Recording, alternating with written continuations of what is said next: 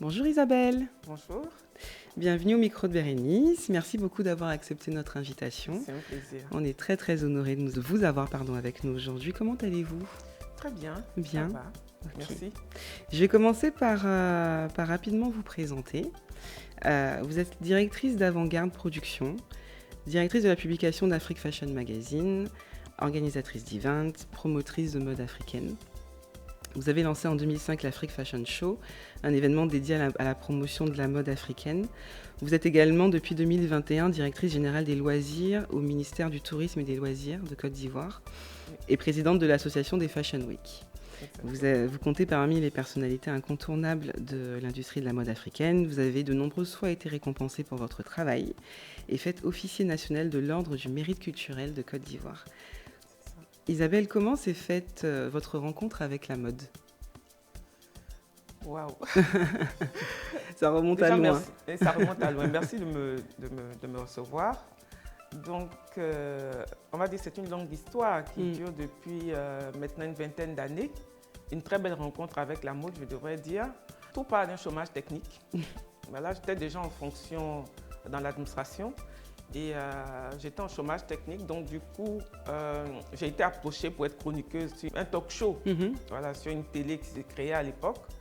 Et au bout de quelques temps, la télé a fermé. D'accord. Du coup, j'ai proposé à la RTI, à l'époque, c'est Georges Aboké qui était donc le directeur général. J'ai proposé une émission de mode parce que le constat, c'était que sur la première chaîne nationale, on n'avait pas d'espace, en tout cas pour parler de la mode ivoirienne dans un premier temps. Et c'est comme ça que tout part. Donc le projet est accepté et je me retrouve à présenter, à produire et à présenter une émission donc, de mode dénommée Tendance, qui au départ devait s'appeler En Vogue. Ok, voilà. d'accord. Et donc c'est comme ça que vous avez commencé dans la mode.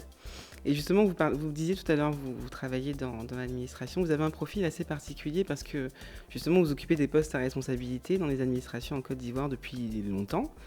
Vous avez été à plusieurs postes de direction au CPC pendant 15 ans. Aujourd'hui, vous êtes directrice générale des loisirs au ministère du Tourisme et des Loisirs. À première vue, vous n'avez pas le profil d'une passionnée de mode. Donc, comment est-ce que vous arrivez à mener ces deux carrières? Alors, vous savez, on nous a toujours dit que le travail, c'est vraiment la priorité pour les femmes. Nos mères nous disaient à l'époque, oui, le premier mari de la femme, c'est son travail. Donc, je pense qu'on a bien enregistré ça. Et moi, depuis, on va dire maintenant, je cumule 23 ans d'expérience professionnelle. Et au bout de quelques années, enfin, quand j'ai démarré, quand j'ai eu l'opportunité de faire la mode, j'ai estimé que travailler de l'administration, c'est bien. Mais en même temps, vous avez une petite passion qui se développe en vous et que vous souhaitez en tout cas mettre en lumière. Et du coup, j'ai lancé ce projet-là sur lequel je continue de travailler d'ailleurs. Et j'arrive à cumuler quand même les deux. C'est-à-dire on a le week-end pour travailler, on a le soir. Aujourd'hui, on a Internet. On peut travailler facilement avec nos collaborateurs. On a toute une équipe qui gère le programme mode. Et pendant ce temps, pendant la semaine, on va dire, on travaille dans l'administration, on essaie en tout cas d'être à la hauteur. Tant qu'il n'y a pas de problème, et tant que tout se passe bien en deux niveaux, c'est clair que je pense que personnellement que l'administration a pris un peu le dessus sur la mode. Mais j'arrive quand même à organiser mon événement chaque année. D'accord. J'ai mentionné tout à l'heure justement l'Afrique Fashion Show. Qui est un événement majeur de la mode à Abidjan. Vous l'avez créé en 2015, donc ça fait plus de 15 ans que vous travaillez dessus. Vous arrivez à faire rayonner la Côte d'Ivoire à deux niveaux. Au niveau de la mode, déjà parce que vous rassemblez une multitude de créateurs de talents de la mode qui viennent des quatre coins de l'Afrique. Vous faites rayonner aussi la Côte d'Ivoire au niveau du tourisme parce que vous faites venir du monde, vous faites bouger la Côte d'Ivoire pendant une période avec cet événement. Est-ce que vous pouvez nous raconter la genèse de cet événement? Comment vous est venue l'idée? Quelle était la vision? Alors, on diffuse l'émission de mode pendant une année. Donc, on reçoit plusieurs créateurs. Et avec l'équipe, on se dit, pourquoi ne pas réunir tous ces créateurs-là sur une même scène? Ils étaient nombreux quand même. Bon, on se dit, on fait une forme d'anniversaire. C'est comme ça que ça part. On fait une forme d'anniversaire. Et on monte le projet. on arrive à faire cette première édition anniversaire de l'émission Tendance. Et il faut rappeler que l'événement s'appelait d'ailleurs Tendance Party. D'accord. Donc voilà, comme un peu une fête anniversaire de l'émission. Pour mettre en scène, ou on va dire sur scène, tous ces créateurs qu'on a reçus, on en a fait une sélection, on les a mis sur scène, on a vu la réaction du public. On a compris en fait tout de suite qu'il y avait un besoin et que les Ivoiriens étaient vraiment des férus de mode, contrairement à ce qu'on peut croire, et qu'ils attendaient qu'on ait des plateformes permettent aux créateurs de s'exprimer et leur permettent à eux, public, de bien apprécier les tenues et pouvoir donc faire des choix chez ces créateurs-là. Et c'est comme ça que ça part. Du coup, on se dit chaque année. D'accord. On fait un événement de mode. Et l'événement qui a commencé tout petit a grandi. Oui. De Tendance Party, on est passé à Afrique Fashion Show et maintenant Afrique Fashion Week. Ok. Et justement, cette Afrique Fashion Show, vous l'avez démarré avec de petits moyens au départ. Oui. Aujourd'hui, vous rassemblez des milliers de personnes, plus de 3000 à la dernière édition. Et vous êtes accompagné par des partenaires de choix. Oui. Pour vous, c'est quoi le next step pour l'Afrique Fashion Show? Je pense qu'il faut continuer à faire grandir cet événement. Moi, je rêve d'avoir une véritable Fashion Week qui, on va dire, au moins sur, bon, je ne vais pas dire 7 jours, mais au moins sur 5 jours, ou sinon même 7 jours, on se retrouve à avoir des défilés tous les jours, mettre en lumière les créateurs de renom, des plus jeunes talents, et leur donner l'opportunité de présenter leur savoir-faire, créer une forme de marché également pour que on va dire, des acheteurs rencontrent donc des vendeurs, voilà, et puis qu'on puisse également faire de la formation sur ces événements-là et inviter le monde à découvrir la mode africaine. C'est vraiment l'objectif. Et j'espère pouvoir y arriver un jour. Si bien sûr on a le financement et les accompagnements qu'il faut. Bien sûr. Vous êtes aujourd'hui une personnalité incontournable de l'industrie de la mode africaine, je disais tout à l'heure. Vous avez eu la chance de côtoyer, de travailler avec de nombreux créateurs africains. Quelle est votre vision de l'industrie de la mode africaine aujourd'hui ? Alors, on va dire que la mode africaine évolue très bien. D'ailleurs, très très bien. Nos créateurs sont talentueux. On a de la matière aujourd'hui pour produire. On a nos textiles qu'on essaie de mettre en lumière. On a tout pour être un vrai continent de la mode. Mais je pense qu'il se pose ici un problème de confiance par rapport à la mode. On voit encore la mode comme le froufrou, comme du tissu. Il y a certains qui sont encore en train de penser que la mode, c'est vraiment la série C. Là où on part quand on n'a pas réussi dans les études. Malgré qu'aujourd'hui, on a des créateurs qui ont des diplômes importants, mais qui décident de rentrer dans la mode parce que c'est un véritable business qui contribue au développement économique d'un pays. Certains pays anglophones ont compris, mais je pense que dans les pays francophones, ça traîne encore un peu. Au niveau de la mode africaine, dans nos pays francophones surtout, il se pose des problèmes de financement des acteurs de la mode. Vous savez, les pays européens ne se sont pas développés comme ça. Le monsieur, le créateur, il crée. Mais derrière, vous avez des banques qui accompagnent. Derrière, vous avez un accompagnement marketing. Vous avez la com. Vous avez tout un développement derrière qui permet d'avoir des produits qu'on va acheter aujourd'hui à des prix exorbitants. Mais pour que le créateur de mode en Afrique puisse avoir le matériel adéquat pour avoir de bonnes finitions, il faut qu'il soit accompagné. Pour répondre aux normes internationales. Voilà.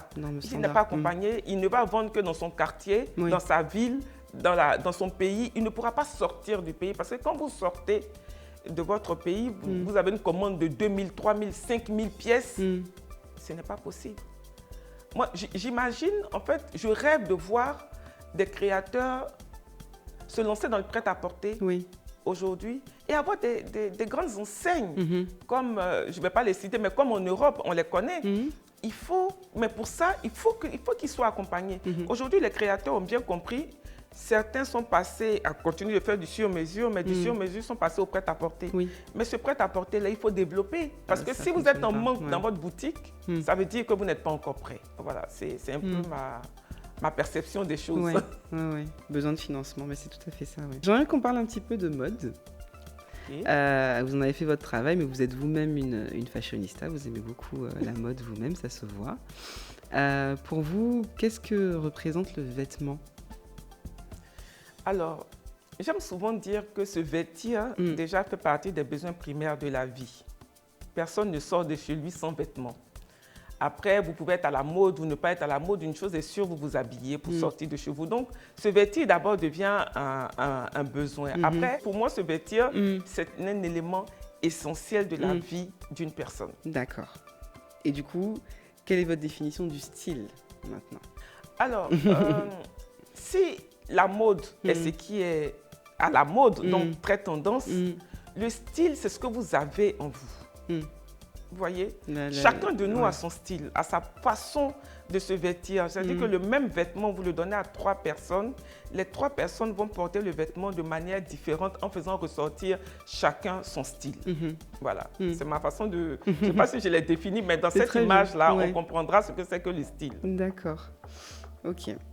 Et pour finir, Isabelle, vous qui êtes dans l'industrie de la mode depuis plus de 10 ans maintenant, qui avez côtoyé des grands créateurs africains, si vous aviez un conseil à donner à un jeune créateur, ce serait lequel? Alors, en termes de conseils, je devrais dire à un jeune créateur, vas-y, lance-toi, fonce et surtout forme-toi. La formation... La formation, pour moi, c'est un élément essentiel. Parce que vous pouvez avoir de la créativité en vous. Vous pouvez, à partir d'un tissu, définir tout de suite, ah, mais voici le modèle qu'on peut faire. Mais derrière, pour la couture, donc pour pouvoir mettre tout ça en musique, il faut que vous soyez formé ou vous ayez une équipe qui est constamment formée, parce que la mode aussi est très évolutive. Hein. Donc, si vous n'avez pas la formation de base et que vous ne vous maintenez pas par un type de formation, vous êtes très vite dépassé. Donc, je pense que c'est vrai qu'il faut créer, mais à côté, il faut se former. Merci beaucoup, Isabelle, d'avoir répondu à nos questions. J'ai été très très heureuse d'échanger avec vous. Comme avec tous nos invités, je vais vous poser la toute dernière de questions. Est-ce que vous avez un dernier mot? Est-ce que vous avez une actualité à nous partager? Alors, avant de dire mon dernier mot, parce qu'en tant que directrice générale des loisirs, je profite de toutes les opportunités pour parler des loisirs. Je voudrais peut-être dire un mot sur les loisirs, si vous permettez. Bien sûr. Je voudrais rappeler peut-être que toutes les activités que nous menons, même aujourd'hui, la Côte d'Ivoire va recevoir la CAN. Si je pars de la définition des loisirs qui est d'occuper son temps libre et de participer donc à apprécier tout ce qui est activité, je voudrais inviter les uns et les autres à mener des activités de loisirs, que ce soit des loisirs sportifs, culturels, socio-éducatifs, scientifiques ou encore touristiques, pour leur développement personnel et surtout pour leur équilibre. C'est très important. Maintenant, un dernier mot. Je pense que nos gouvernants devraient jeter un regard assez important et particulier sur le domaine de la mode. Parce que nous contribuons ce domaine-là, même si c'est vrai que le regard qui est porté en ce moment n'est pas le meilleur, mais nous contribuons, en tout cas ces acteurs contribuent au développement économique de ce pays. Et je voudrais inviter tous les acteurs de la mode à beaucoup plus de cohésion, à beaucoup plus d'entente, justement, pour que l'administration, en tout cas ivoirienne, puisse nous accompagner. Et que nous puissions réussir dans ce que nous faisons. C'est un très beau message. Merci encore, Isabelle. C'était un plaisir. Merci aussi à vous qui nous regardez. Vous pouvez suivre Isabelle Hanot sur les réseaux sociaux, sur Facebook et Instagram. Pour suivre toutes les actus de la mode africaine, vous pouvez vous rendre sur son média de mode, africfashion.ci. On vous mettra tous les liens en barre d'infos. Vous nous retrouvez chaque vendredi soir sur la chaîne YouTube de B Tendance. D'ici là, n'oubliez pas de liker, commenter, partager. À la semaine prochaine pour un nouveau micro.